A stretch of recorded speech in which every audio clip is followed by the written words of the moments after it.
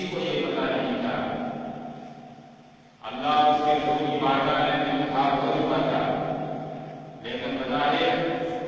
دنیا والوں کو یہ پتا نہیں تھا کہ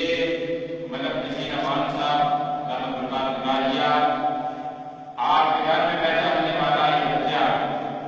وقت کا شہید اعظم اور مرد مجاہد وہ کارنامہ سے انجام دے گا کہ صدیوں اور تا قیام قیامت اس کارنامے کو دنیا سلام کرتی رہے گی،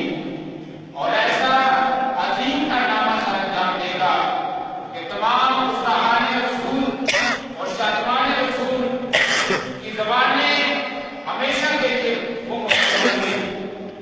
آقا عالم نور مجسم صلی اللہ علیہ وسلم کی شان میں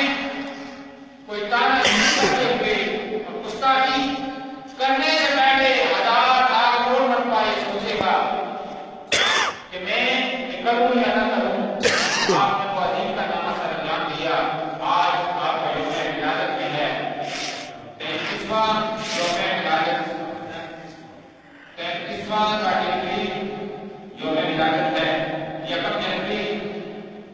1985 کو قاری صاحب